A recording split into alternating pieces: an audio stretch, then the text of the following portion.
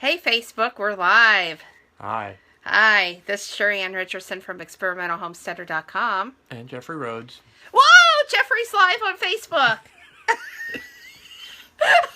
Uh, she's enjoying this too much, I think. So we have some random thoughts tonight. Jeffrey's been living here on the farm after his big adventure in the grand state of California. He's been here for a couple years, and so I just thought tonight... Couple of years. I just thought tonight that we would talk about the differences. So... Okay. Are you working your butt off on the farm yet? Yeah. Are you ready to go back to the city? No, not really. Hi, Jeff. Very random. Actually, living in San Diego was interesting. When I was out there, we were going through a drought. So, at most, we were supposed to water our lawns like every other day. So, being back in Indiana, I mean, we don't have that kind of issue. But I don't think your yard out there was anything like your yard here. No, we had just a small standard yard in a suburb area. Minus the plants. There were a few plants in a planter. A couple of In a trees. planter. A couple of trees in the backyard. Hi, Benjamin. And it wasn't anything like the 2.5 acres here. The 2.5 acres of crazy plant life and animals. Yeah. Yeah. So it is a lot of difference. I mean, and like right now, I mean, it's the middle of winter. We've got snow on the ground. And it is cold, and I would so die if I didn't have a greenhouse. Right. That's the only thing that saves me. Right. Out there, I mean, I was there for 5 years. The coldest night I saw it was 34 degrees. And we've been below zero here. Yeah. Yeah. My thoughts at the time, I'm going, Indiana weather, it doesn't get as warm during the winter. It was 34 degrees. Hello, Benjamin. Hi, Benjamin. But, here, one of the things I missed out there, though, it stayed warm all year round. You didn't have the change of seasons like you have here. Yes. You don't have that fall colors of trees. You don't have, some of the spectacular colors. It's all just kind of the same year round. I don't think I'd like California. But it was warm. I mean, but I could go in my greenhouse under those cherry blossom grow lights, and I could be just as warm as a piece of toast. Yes. Yes. Yes. Yes. So I can pretend I'm in California. Right. Exactly. And you're not missing a lot with, No, and I can grow the cost of living out there. Yes. I mean, that's... And I can grow plants here that there is no way they're going to grow there unless they want to air condition a greenhouse, which I don't think so. But, right. Yes. I mean, you could grow some stuff you can't. I can grow that you struggle. anything here. You struggle with some things growing them here. I do. And you'd be able to grow some of the tropicals out there a lot easier. But I couldn't grow the temperates. But, right, the temperates would be a problem. So, yes. And then, I mean, New Mexico, when I lived out there was a lot of nice weather out there, too. Although we got some snow once in a while. We did get some cold temperatures. Just, I mean, every time I come back to Indiana, I'm going, why did I come back? You came back for me. This time, yes, and I think that was why I kept coming back. Yes. But I think it was. Now I'm stuck in Indiana, probably for the rest of my life. You are definitely stuck here because my plants and my animals are not packing up and moving, just saying. Right. You are here. Right. So, I don't think you ever had animals out there, did you? No. You had a dog. We had... I've dealt with dogs and cats. And here comes Charlie. Here comes Charlie. But we didn't have, livestock. No horses, no goats, rabbits, any of that type of stuff. Definitely no chickens. I don't think we could have had, chickens in San Diego. You're such a good boy, Charlie. Lay down, though. Yeah. Yeah. So how are the chickens and turkeys doing? Oh, they're doing okay. So we have 2 toms and 1 hen. Hi, Angie. Hi, Angie. And they are fat. I just want to say that they are fat. Yeah, that's the turkeys. The chickens, Yes. we have 4 hens. Yes. And they're doing okay. Yes. It's winter time, so they're and they're out in an unheated coop. And well, you don't heat chickens and turkeys. Right, you don't have to heat them, and so they're doing okay. But we're waiting for spring and for it to warm up, and then we'll see how they start laying. Yes. I'll be interested to see if the turkey lays any more eggs. Oh, of course she will. So I think we have too many toms and we need a few more hens because that poor hen with 2 toms, I'm just telling you. Ladies, could you imagine having 2 men chasing after you all the time and not being able to get away? Oh my gosh. Uh-huh. Uh-huh. Hello. I don't know if that's Anita or Nicole, but hi. Yeah. So, but so how okay, Angie. Okay. Yeah. Angie, are you going to come up for our butchering party? Fresh chicken? Eventually. We're still working on it. We got to get some more chickens before we do it daily. I wish he would go butcher me some fresh chickens every few days. They are delicious, like nothing you have ever ate from the store, I'm telling you. We don't have enough chickens at the moment. That's right, we don't. But I'm thinking of getting some chickens, and you know what else? At Big R, they're having runner ducks this year. I'm not even kidding you. Absolutely love runner ducks. Like they stand upright and they walk. So cool. We're only sacrificing the chickens to eat, Angie. No voodoo here. No voodoo. So, but, okay. Yeah, if we get some more chickens, then we'll start doing some, some butchering of chickens. Yes. And I think we should get some more goats. I miss my goats. They are so cute. But you got to learn to milk this time, I'm telling you. Hey, I was learning. It is not that hard. It's just grab those teats and go. Yeah, chicken run. Yes. I'm Mr. Tweety. They're plotting against me out there. I know they are. They're going to carry him away. Wait, you don't belong on a farm? Get out of here. But, no, I was learning how to milk the goats. You was trying, I was trying. Yes. I was getting there. It's just, You Muslims now? No, not Muslims. No. But the goats would be good to have goats again. would be good, yes. The goat milk was good. Oh, the goat milk was fabulous. And I so miss making my own butter and cheese. Yeah. Absolutely. Yes, we had goats, Angie, and we had sheep, we had a horse, we had rabbits, chickens, guineas, peacocks, turkeys. Okay, he didn't have all of those, but I did. Yeah. Yes. You've had a lot of... I've had a lot of animals over the years. Yes. I haven't had to deal with quite so much. We've had ducks. Did I say ducks? You said ducks earlier, but I wasn't around for the ducks, the peacocks, the guineas. Yeah, you missed the peacocks. No. I don't miss peacocks. No. Oh, yes, you did. They are lovely.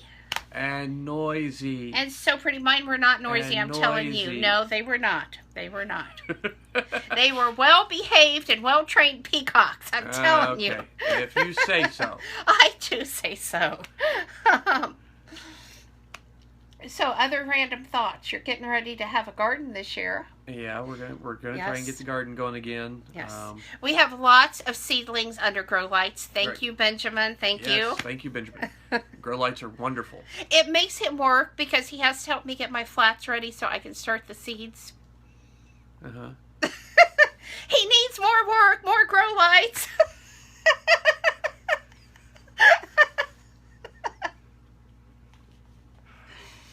She just, the problem, the big problem is she wants a garden, she wants to grow everything. Well, at the same time is when my work, my factory work gears up and, gets a lot more hours. So I'm working 12 hours there, and then she's wanting to plant and harvest and do all sorts of garden and goats do like gardens, Angie, but I found a foolproof way to keep them goats in their pen. You take the metal conduit and you put it around the bottom of their fence and across the top of their fence, and you tighten that down and they can't go through it, because goats, if they push on it and it doesn't move, they think they're trapped. Got to outsmart the goat. And they stop pushing on the Yeah, fence. they sure do. Otherwise, they push and push. And push and next push thing and you know, push, and they do things like Leo, when he ate my weeping cherry tree. I'm telling you, I was chasing that goat all around this yard, and I was telling him he was going to be barbecue on the hoof just as soon as I got a hold of his little butt, too. He ended up going back home, right back under the fence. Mm-hmm. So he lived. Yeah. But he was going to be barbecue on the hoof. That's just all there was to it. But, and Leo was Leo was an Angora goat, and he had the biggest horns you have ever seen. And he had figured out how to do leg sweeps with his horns. Only to him. No, not only to me. Hey, he only got me once. He came right behind me, knocked me on the ground, stood on my back, and when I got that goat up, when I got up, I grabbed him by those horns and I pulled him backwards, and I was like, okay, I'm the mommy here. You're the goat. I'm the mommy. We're not going to have this. Yeah. But he got nailed good. The one time he caught me, he tried to leg sweep me. Hi, Stacy. He hit me right behind the knee, right in the back of the knee with his horn. Which could have been really dangerous. Tried to sweep the leg out. He left a bruise this wide across the back of my knee. The other time he actually ran into me forward. Forward, yes. Just headbutted me. Yes. And luckily it was a couple inches high, or I would have been in real trouble.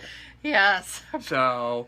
And you thought he was such a sweet little goat when you met him. You had that under control. I told you. Oh, I knew he was not a sweet little goat.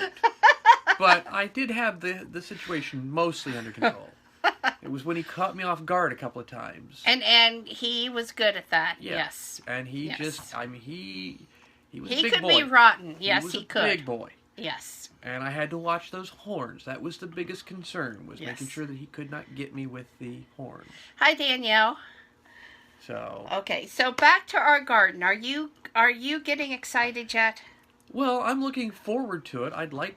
I want to see some nice, tomatoes and stuff coming out of there. Now I'm hungry. I want some more green beans. I want a lot of green beans. And I'm telling you, if you have not grown the burgundy green beans, the purple sometimes they're called, you have to grow those, because the bugs, they don't know that those are green beans and they don't bother them. Yeah, they don't bother them nearly as much. Yes. But, I mean, we've got to get, some green beans growing. I mean, we've done really well a couple of years. Hi, Tina.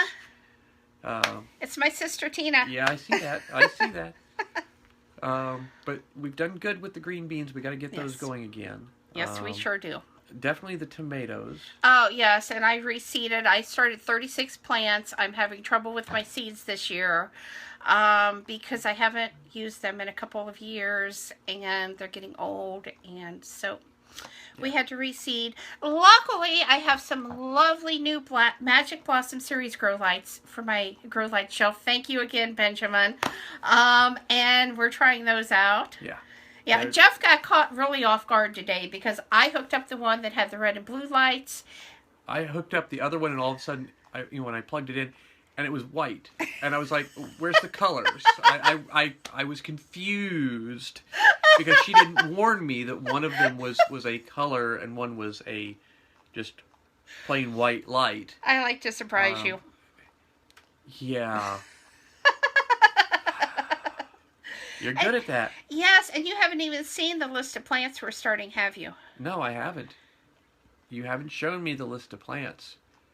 We're trying to do red Brussels sprouts this year. I have never had luck with the rhubarb Brussels sprouts, but they're red, and I so want to grow them. And if I cannot get these to germinate, I'm going to order 10 packs next time. I swear I am, because I am going to grow red Brussels sprouts. My red celery, and yes, it is supposed to be red. I haven't seen it, but the stems are supposed to be red. Okay. The red venture celery is growing. Okay.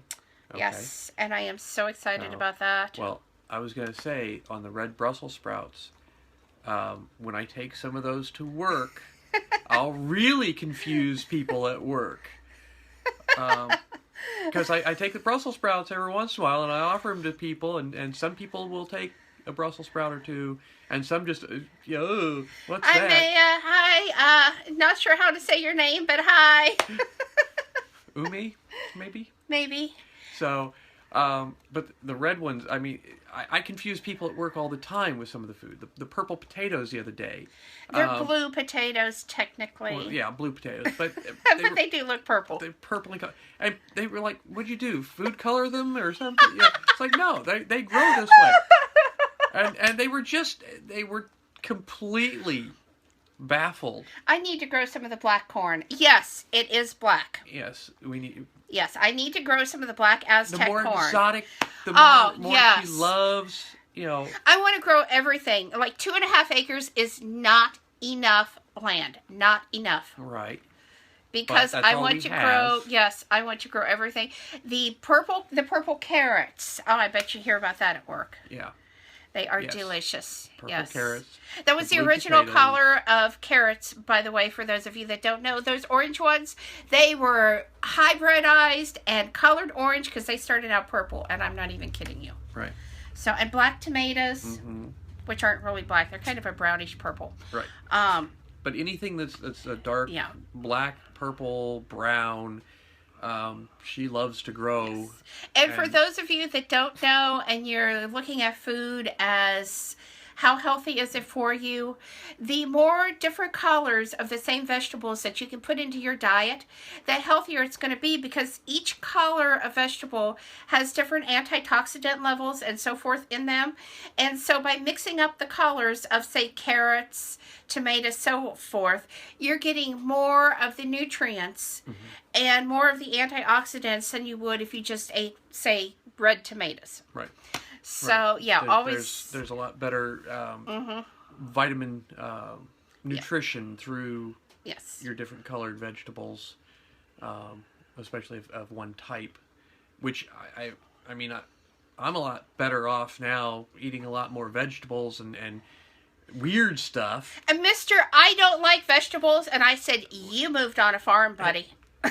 Growing up, like I told you several times, growing up, we ate corn, we ate green beans, sometimes some peas, occasionally a little bit of spinach, and maybe some carrots, like in a roast or once in a while, just, sugared carrots. Yes. But then he moves here, and I have all of this stuff. Kale, chard, Brussels sprouts. And those lovely little, I don't know if they're Japanese or Chinese, but the little reddish pods. Oh my gosh, those are fabulous. What? The little reddish pods. They're called rat's tail radish. Okay. And they are, you grow them like a radish, but instead of pulling them out of the ground, the plant grows up, it flowers, and it produces these little pods that you pick. They are so good. They taste just like a radish.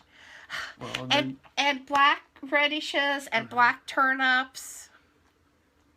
Look at that face. Yeah. Chinese, thank you, Benjamin. Okay.